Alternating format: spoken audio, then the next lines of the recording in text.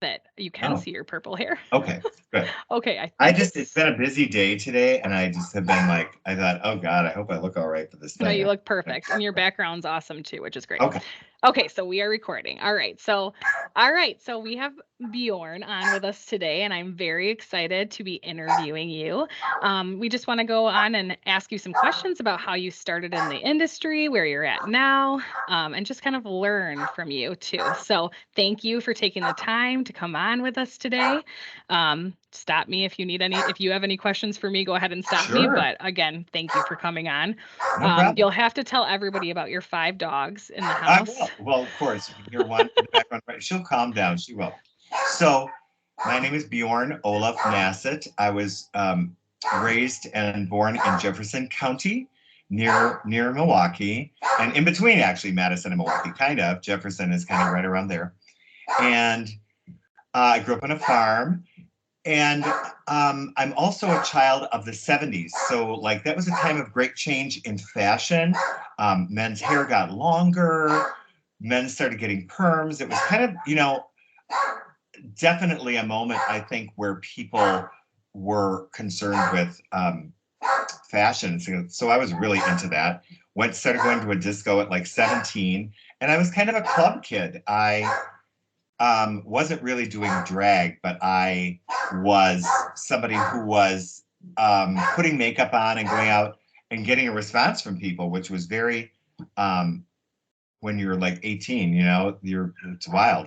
So how I ended up getting into hair and makeup was because I went out wearing makeup like almost every night. And I would, like be a waiter. And so eventually what happened is in the apartment building I lived in Madison, uh, upstairs was a photographer. And one day there was a knock on my door. And he said, hey, my makeup artist totally didn't show. I've seen you around in the hallways and blah, blah, blah. Do you want to, would you be able to do this? And it pays $40. Now, I'm telling you, $40 in 1980 was a lot of money. I was like, oh my God, I'm totally doing it. So I started working with David Loeb Photographics, and he was kind of onto a new thing at that point where he was doing kind of like glamour shots in a way for boudoir photos, if you will. So it was kind of one of those things where I think he also thought that I was like, fine, really good with bringing out, the women that were there and, making them feel comfortable and of course all those things. But honestly, I had never really done makeup on other people. So I was really kind of full of myself and I'm like, I'm just like, great. So I just kind of went for it is the truth. And I learned how to do it. I had a roommate who was a older hairdresser, and I would ask him different things. So I started really doing a lot of photo work. And same thing when I came to Milwaukee. I was brought here to actually be in a drag show because they were looking for new performers to be in Milwaukee at this point in the 80s. And so I was like, wow, people are paying me to like move to Milwaukee and do this whole thing. So that was 82. So to supplement my income, I worked at a vintage clothing store and I also did hair and makeup. So I was part of a team of people that worked for what was called Arlene Wilson at that time, which was a modeling agency. So I was one of their makeup artists. Oh my gosh, that's so cool. And was this before school It then? was Before before I beauty went to beauty school? school, yes, because Oh my gosh. I don't know, I garnered a reputation for doing, kind of 80s makeup. And I will admit this to your students and everybody else that there was an actress named Donna Mills, and she did a video about how to do the perfect smoky eye. And I'm telling you, I still use those techniques today. She always did the waterline. She always, really focused on blending, blending, blending. And honestly, that was kind of how I really learned how to work with makeup. And so, yeah, the rest is kind of history. So from there, I got a job in 85 as a receptionist at a salon. And it was an interesting salon because it was a fully integrated salon. So in other words, half the staff were Black, half the staff were Caucasian. And our manager was an African-American man who was the barber instructor for MATC. So Oh, I kind of nice. just had, this really wild experience. And customers liked me so much. People were like, well, you should do hair. You should really do hair, and blah, blah, blah. So then I started an apprenticeship. And it was, I will tell anybody that does an apprenticeship, it's hard because you don't know what you should be learning. Really, you don't know how to keep the people that you are apprenticing to accountable. So I did start feeling like they were just throwing me into doing stuff that I really was not prepared for. Sure. And I mean, they were nice people, but they had no idea how to roll out an apprenticeship program. So after, a year and a half of them, kind of using me in different ways, and I really didn't learn anything. And I felt like, when am I going to cut hair? And it just Oh, was not sure. good. So I quit and actually just went to beauty school at that Okay. point. So some of my credits from MATC, um, from just learning, the textbook at Sure. MATC, did transfer. So I didn't have to be a freshman. So Oh, I that's went nice. into beauty school pretty much on the floor. And it Okay. was an all Black beauty school. That was the other crazy thing. I was one of 2 white students. And the thing was, the clientele there was very mixed. It was downtown Milwaukee. Yeah, And I really chose it because I didn't want to take a 5-hour bus ride every day. So totally. it's close that I could walk to. And so that's really how I ended up doing that. But meanwhile, though, I was still doing things for photo shoots and doing art things. And I would say to anybody in our industry, whatever you can do to, like maybe offer with a theater group, what you want to do right away, and I kind of already was doing this, is you want to start building a clientele, by offering your services to a theater group, offering your services to, I mean, I took every bit of advice that every mentor ever gave me. And they're like, why don't you, do some makeup classes for people? Why don't you do this? I just did stuff on my own. I mean, I just started and from there, I became a Paul Mitchell associate, um, which was great training. It was really good how to explain what you're doing to people and how to bring people into confidence in your skills. Yeah, That's educating your the guests, right? right, but Yeah. that's kind of part of it. It's a delicate balance, I think, and whatever you can do to get people into the chair is your first goal out of school. I mean, it really is. Because I Totally. think a lot of people get downhearted because they are not busy right out. You are not going to be.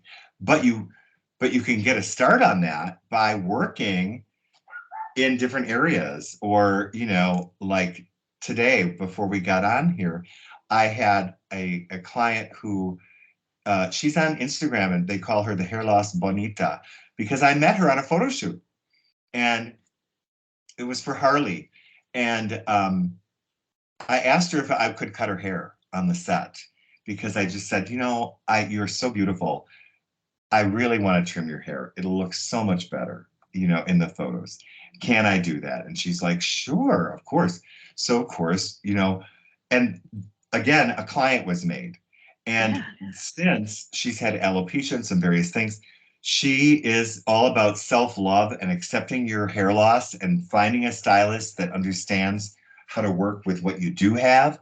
But then also, I encouraged her to look into alternative hair, toppers, hair pieces. So today she just got a full lace that is gorgeous. And that's another thing that your students can do. I find many people, they'll have a client that asks about wigs and they'll be like, I don't know.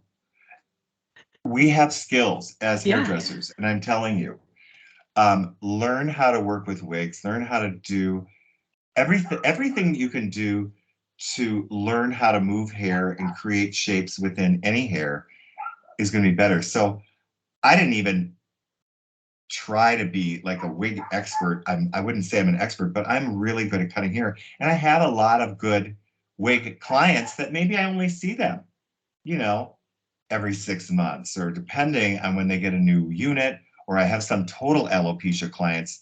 Talk about like being like, okay, this wig was $5,000, you know, and I'm trusting you to cut it. Yeah, you know, you really have got to work on that. But so that's what I actually did today. We filmed me sort of giving her That's cool. some face framing layers and this beautiful $1,500 lace front. I have a question. So when it Sure. comes to like, okay, so you graduated as cosmetologist, and then clearly, or what I feel is that you learned quite a bit of your wig like techniques from doing drag Right, on the fly. on Kind the of on the fly, fly. because I thought, like, the funny thing is, in the world of entertainment and drag and things like that, It is all on the you know, fly. you have to know how to do it all. Yeah, The sure. really good people like Jada Essence Hall, who, you know, Jada could make the clothes, do the makeup. Jada was also a makeup artist, worked at MAC, you know. Um, you have to sort of be a jack of all trades. And in our Hmm. business, I think the more you can be involved in fashion, hair, whatever, community groups, the better and longer career you're going to have. I mean, I have clients that I've been doing for 35 years, 40 years. So That's so awesome. I love it is that. fun.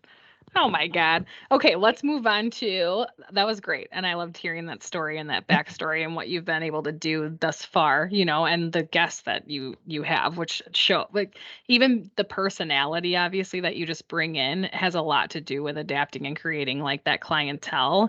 And I think Right, sometimes that's a lost, or it might be not an understanding initially when you're in school, right, that it's not really up to your employer to fill your books. It a lot of times can be up to you to make those relationships with people. And then obviously social media does a lot, right? And then something that we didn't have, I mean, right. clearly, like thinking back, that did you say Donna Miller was the video?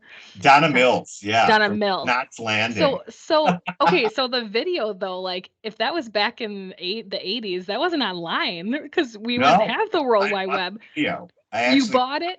It was like a yes, VHS or yeah, something? Oh my God, totally. I I love watched it. that. That's amazing. I loved it. I still have Um, some old textbooks of makeup artistry right. from back in the But day that this classic look that she was like the best at, and she probably still does it today. She's like, 78 years old or something. But yeah, I guess, my biggest thing when Gaia asked me to, speak with you and your students was really like, you've got to be self-motivated, and you really have got to um, take control of your career. If you think that just working at a popular place is like how that works, it's not. It totally doesn't. It doesn't even matter. I mean, I was at Beauty for 26 years. I helped them develop a multi-million-dollar business. We brought in Bumble and Bumble, and through that, I also learned though that there was a time for me to move on where I felt like it was okay for me to just move on and do things. But I taught a lot of people there. They were out of beauty school, and some people really stuck with it and said, I'm going to keep my part-time job as a server, and I am going to keep trying to grow my clientele. And it's hard. Anybody that tells you it is easy, it isn't. It's not easy. What are the statistics? It's something like, after 5 years out of school, many people are not even doing hair, which to correct. me is like, why did you go through all this with your wonderful instructors at the Institute that give you such a good foundation? But that is not enough. It's a bubble. And I'm just saying, the Institute is a fabulous place to be, but it is a bit of a bubble. When Right. you're out in the real world, you're not going to have you or Gaia or any of the instructors or the people there or the environment. It might be somewhere else. But I'm just saying, if you really want to be a success in this business, you can. So did I ever think that, I would be going to Fashion Week and doing all these things? I never did. It was never really part of a thing. But what happened though was I completely remember this. I was at a crossroads in like, I think all of us go through this where you're in the business for a few years and you're kind of like, am I really good or am I not? Do I really have a good opinion of what is great or isn't? We all have those moments of doubt, right? Like doubt, am I ever going to really understand? You will, trust me, you will eventually. And sometimes you do have to fake it till you make it. And if you only know a couple really great haircuts, use them as a foundation and work those into everything that you do. I'm just saying, never overpromise and underdeliver. So Right. I made No, that that's mistake great. a few times. I remember the first time that I went to a Bumble and Bumble class in New York for a razor class. It was the first one that they ever taught. They had never even taught one before. I was at the very first one. Okay. That's And amazing. you know who taught it? Nick Arrojo from Oh, What Not to Wear. yeah. He was the creative director. And I cut my fingers so bad because these were just open razors, like completely. I had to like, bandage it up, and I'm trying to take the class and like do the razor ring, with this big bandage on my finger. And I thought to myself, like, you suck. You are the worst. Here you are in New York. You're so bad. You can't even pay attention. And I was really downhearted, because I thought, like, God, you think you're such a hot shot, and you're totally not. And it was humbling. It's what you all need. Everyone needs that moment of being like, rewind, Remember. go back Yeah. to what you're really, and remember to build on these things. So I came back to Milwaukee, and I thought the only way that I'm really going to learn how to use the razor is to set up models. So I put an ad, I think, in the Shepherd, because this was even, before the internet. I put an ad in the Shepherd Express for like, free haircuts, whatever. Some of them were so really bad. I mean, they were, because I was learning, stroke with a razor, it's a whole new world. So I invested my time in that, and I would stay and do a haircut, probably 3 haircuts a week, at least. Like after I was done work, I would book somebody else in and just take 2 hours and work on that. And then here's the funny thing. So many years later, I ended up getting really a master's degree from Bumble and Bumble. I completed every class that they offered at their, at that point, after many years. It probably took me like 8 years or 9 years, but I completed every single class they had, from styling to whatever. So I was at their institute in the meatpacking district, and I was going down in the elevator, and the owner, Michael Gordon, at that time, who started Bumble and Bumble, was in the elevator, and he was talking to his PR lady, and they were like, "We're really, we need somebody, we need more people for Fashion Week." And he just turned to me, he's like, "Well, what about Bjorn? Why not?" And I had met him many times, obviously. So that was how I got into Fashion Week, honestly, was Oh my God. um, he was Probably like, just "Well, do you working with want you in to the do it?" This past. was like 94, and it was at Bryant Park. And I came for a week and just worked with the Bumble and Bumble team. I worked with Laurent Philippon from France and some really great stylists. A lot of tears. You really get knocked down quite a few pegs. So I learned to keep my mouth shut and assist, and not, it took a while before I was really confident to be like, okay, I'm going to go in and just complete this model, you know. Sure. Um, but I mean, I'm telling your students, that's just a happenstance, but it's like I have reached for other things. Like, I had a Yes. foundation, but I also went to Vidal Sassoon. Um, I spent the money. I mean, the thing is, I know that you're getting done, and when you're done with learning, you're like, I don't want to learn anymore. But the thing is, you have to. Learning never ends. Right. If you really want to make money, I mean, you have to sell an opinion that people think has value because of Hmm. your education, you Right. know. And then with this industry, we're in a change, trends and things change and evolve as they go on. And so if you're not with the hottest trend in time, or you're not willing to expand the services you're, you know, Right. offering, you're not going to Yeah. make the money you want to make, or like, Oh, like you said, you put in all this effort and put in all this extra money to continue your education. And where right. are you at now? In a great place, I assume. So Well, that's awesome. I really wanted to be thought of as a master haircutter. So at a certain Yeah. point, I only did haircuts, and we had a color specialist, and I sent all my colors to her. Although years later, I said to myself, I kind of miss that extra time with my customers. So I started doing color again, but I went back to a refresher class at Goldwell. I Even during the pandemic, I was learning new highlighting techniques, new ways of doing things, because now I kind of do what I call like a VIP experience. It's a private suite, in a locked building. It's got a private parking lot. It's it's a high-end experience, but I'm not that way at all. I love every person that comes in, and try to make everyone feel great about themselves. That's really what, in the end, we're selling people on themselves, and we're Yeah. allowing them to feel good about themselves, and we're giving them that little push. Oh, And that's what brings love customers that. back. It's really not the best haircut in the world in the end. I mean, It's the way it you is make them feel, right? And the way it that they is look. right, because, like I said, when I was starting out, like a lot of your students, I only had a few skills, and I just would work on those skills and make people feel like what I was doing was just, paying attention. And then as you learn, yes, that skill level grows, and you can kind of create a reputation. And I get many clients, and I really don't even take new clients anymore, but a lot of them came from people like, I was in line at, a store, and I saw the back of this lady's haircut, and I loved it, and it was like so good. And I asked her who did it. But that's really how, we forget that truly the job that we do, it's not about hurry up, get this person out of here. It's about how can I make them walk out of here and they'll just glow and they'll attract people. And that's how you build a clientele. Yeah. For them to And look and people, feel their best. and It's it's not amazing. even price, because, I mean, I don't even think that I'm that high of prices. I mean, I charge $70 for haircuts, Well, that's and general. Yeah. it's general.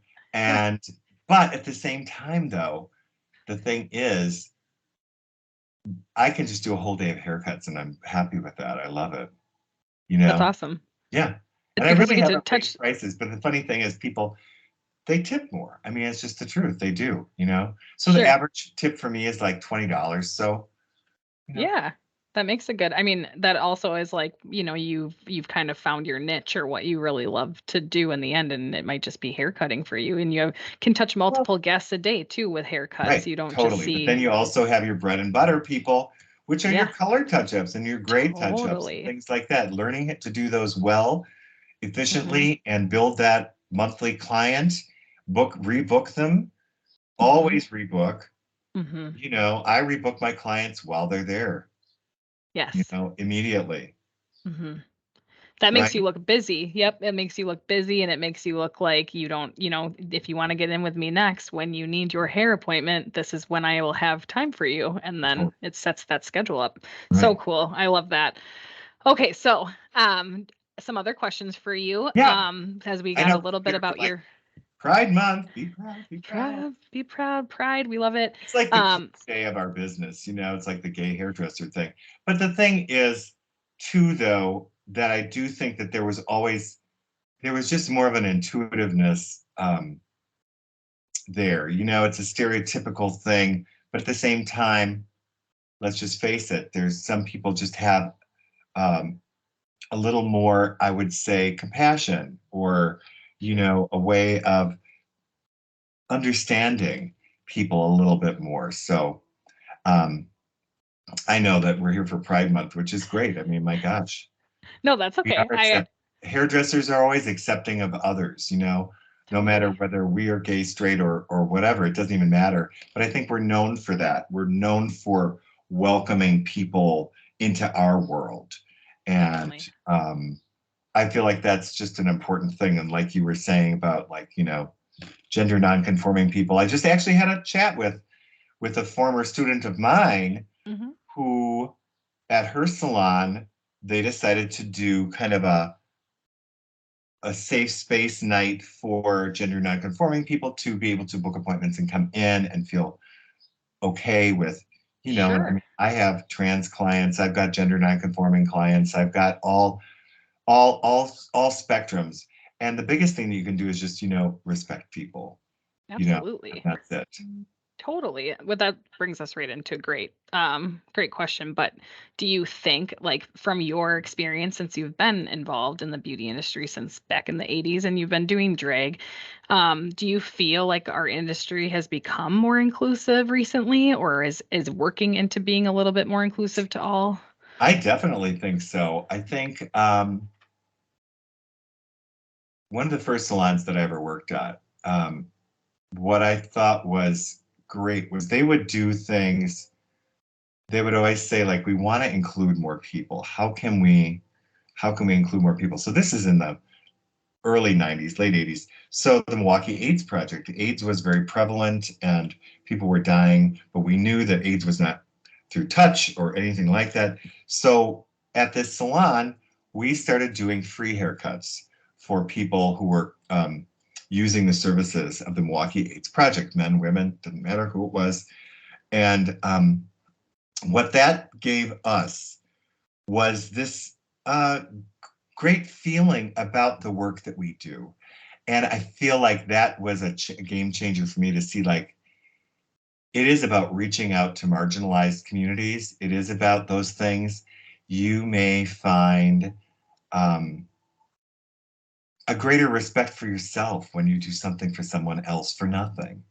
And so I could not recommend that enough to, reach out to, gay straight alliances or organizations in town, or creating those safe spaces for people that maybe feel judged at a salon. You know Sure. what I mean? I think we Yeah. we all know that there's a kind of a a false thing that says salons are judgy, and when somebody Or the comes in, gossipy, right? Or totally. yeah. Hmm. And I yeah, I don't believe in that. I really don't. Sure.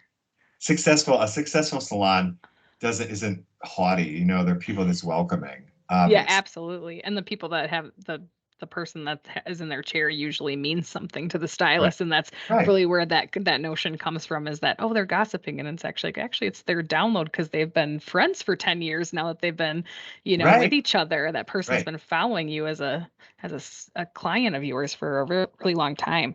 One thing Um, that I do want to say, though, to the students is this, is that, sure. okay, you get a customer that comes in and they have been to somebody and they're unhappy with what somebody else has done. Now, it's one of those weird things, but I would just say this: always take the high road.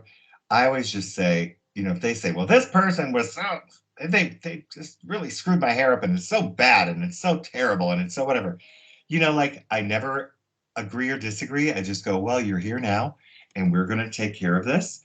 I never denigrate other people because it's not a good look. It doesn't make you look better by saying this is the worst haircut I've ever seen.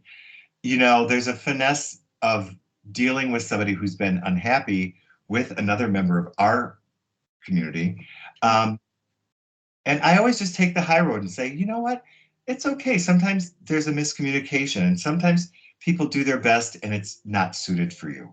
So, but you're here now, and we're going to determine what it is that you would like to see happening, and we're going to do that. So let's do that. That's And then amazing. I steer away from that. Yeah, I mean, that's just like you're steering away from negative energy altogether, which Totally. is awesome. I love that. Right. That's a great way to look at it. No gossiping with your clients. I mean, it's not good. It makes you I look talk about my unprofessional, dogs. right? Yeah. I talk about, Yeah. ask about them. The big thing is, how's your kids? How's your husband? How was your last meeting you had? Honestly, people want to know that you want to know them. Right. That's great. So Such good always turn it advice. around. When they start asking me about me, I'm like, no. I always just kind of This flip is it. about you. You're in my chair. It's kind of like, Exactly. yes. And honestly, the more you do that, you're going to create a even greater clientele, because just listing off all the things that are wrong in your life and all this stuff, it is just deadly to a career. Deadly, Absolutely. deadly. Yes, absolutely. No one wants to hear all that crap. No, no, we do not. You had said, to get involved a little bit more, like, and along the lines of what you were doing when you were Yeah, bringing in people from, or when you were working with the AIDS Foundation. How can we get involved? Like, how are some ways that the students can get involved with, like the LGBTQIA plus community, or like, is it going to, um drag shows, or are there community events that you attend, or could be. like how Sure. okay, and is there like resources that are the best places to go? I just don't like to point anyone into Right. I a would say like what resource. you're going to look for first might be an LGBT community center and just see if they have some programs for either trans or people, gender nonconforming, because a lot of times they're looking for people to do a presentation even or something like that. And maybe this is a way to reach out to people that, I mean, I have a couple of trans clients who you would not say were like super passable, but lovely folks Mhm. nonetheless. And they're regular clients of mine, and I just treat them with dignity and respect, um, and they feel safe in my presence and doing things. So, how do you find people that are going to start that? I would say at a community center, but it's also just any kind of volunteering for things. I mean, Mhm. some volunteering at Pride Fest would have been a great, thing to do. Yeah, I that know sounds that great. Madison has its thing coming up. It is It's coming up. in it's in Think it's August, or is it? July, actually. But I Maybe mean, not. but that's a great way to reach Yeah, out, maybe that's to the organizers of that, and saying like, hey, would you be interested in having like a little, you know, where we'll paint rainbows on people and hand out our cards? Or, I mean, I just feel like when people say, hey, I'm available to your community, I'm here for you, I'm a stylist, I would love to see you in my chair. then Let me just that's give all you a you little can do, whatever. Let right? me put a little sticker on your face. I love Whatever. that. I mean, they will remember. People will remember that and be remember that you are a part of their celebration. And so I think that would be a great thing. Totally. That's awesome. We had been going to Pride Fest for a long time. I think we still do. I just think we haven't had a Pride Fest in Madison since COVID, Right. I don't think. I So hope. this will be Yeah. our opportunity. It's the end of August. So you're right Yeah. about August. That's great. Um, can you tell me a little bit about maybe like your experience growing up and how like, gender and pronouns have changed throughout the year? Maybe just Sure. around you? Well, I was a little kid from the 60s because I'm 62 years old. Unbelievable. You would never know. You have beautiful Cannot believe skin. it. Oh my But God. um, so in those days, what was considered like a bad word was that people didn't use like four-letter words like they do now. They didn't even say things like that. So like then for a boy to be called a femme was like the worst. And so I was always called a femme. It didn't matter. I mean, I was attracted to, playing with dolls. I learned how to sew. I liked art. I wanted to make things. But I was also, the weird dichotomy was that I grew up on a farm and I was a really hard worker on the Sure. farm. I kind of realized that work was a way to do the other things that I was interested in. So I always found a way to balance those things. So I would say that yes, at that point people would say, call you a girl, and that was like supposedly bad. And I never bothered me really. Truthfully, I was like, whatever, move on. Um, and I was also though very lucky that I had teachers. We can never recognize teachers that are out there that are intuitive, that have the backs of children that are different. And they always do. So I had an art teacher in fifth grade and junior high. So I was in like a study hall and kids were just picking on me. And I'd always, be sitting, trying to get away and whatever. So all of a sudden one day the study hall teacher says, Mrs. Buell wants you to come to her art room and help her do something. And I was like, what? Really? So the funny thing was, from then on, I took study halls in the art room and I helped her with her class at that time. And I got extra credit for it for school. And So actually that helped me graduate early by the time I was in high school, because I had all this extra credit from teaching, and I did that for 3 years. So she saw an opportunity to help a kid, that was struggling. And it's funny because years later, she's passed away now, but years later, she came to me and I did her hair. You Oh know what my I mean? gosh. And we Yeah. discussed this. And she said, well, and I told her, I said, I don't think I ever thanked you for that, but I want to tell you how, looking back on that, I realized what you did. I Okay. knew that you were trying to protect me and help me. And I said, I really can't tell you how great that is. That is just an important um, moment, especially in the 70s. It was a different time period. So yeah, gender expression has changed. Although I do think the 70s was the time of gender bending. Guys were growing their hair long, and hippies, and Yeah. guys were wearing tunic tops, or tunics and dresses, whatever. People were doing that. The bands were like, Hmm. New York Dolls, and some of these other ones were kind of coming out with makeup. And so it was the perfect time for somebody like me to move away to Madison in the late 70s. It was Yeah. like the perfect time. That's But so no, cool. I always say to people, it depends. If I'm in drag, I would prefer you to call me she, her. But if I'm not, I don't really care what you call me. Truthfully, I don't care. Doesn't matter Well, to it me. does, but it's good that we know that you don't care. So, Yeah. like, yeah, absolutely. I mean, I was even myself, like, and this is just something that I'm trying to learn from and grow as my own person too. And when I wanted to interview you, I originally was like, oh, Bjorn might go by he, she, them, they, I don't know. And I should probably ask like right away because Totally. doing drag and stuff too, you just don't know. And a lot of people that do drag, I mean, yes, it's more popular in the queer and gay community, but there are people that are straight that do drag. There's a lot of Right. people, right? And so Totally. you just don't want to assume. And that's what I think it's all about, not assuming, being a safe place and hearing and knowing that people are just people, right? And we're all on this earth to be on this earth to survive. So this is cool. Exactly. That's That's the big thing. awesome. Surviving. Yeah, Yes. absolutely. Surviving and thriving is what we want. But yeah, interestingly too, it just popped into my head. So when I moved to Madison, I lived in a place right off the square, and down the hall from me were these two gals that were roommates. And so I met them, and we shared a little balcony, and I got to know the girls, and one of them was trans, which I did not know. And so this is the late 70s, and she had had her surgeries and various things, and she was like worked as a waitress at one of the bars, just kind of an average gal. So the funny thing is, I kind of learned a lot about just what that meant, because she wasn't trying to be a glamour queen, or she just wanted to live her life as just an average woman. You know what I Yeah, mean? absolutely. Just like, I just want to Anybody work at a else? restaurant, and I'm a waitress, and this is what it is. And so kind of taught me that this isn't some exact, because I do feel like sometimes when we see things now, it's kind of, we see some really outrageous people or different Sure. things. And that's, of course, that's there. But my first experience was somebody that was just very kind of normal, like totally Totally. like normal lady next door.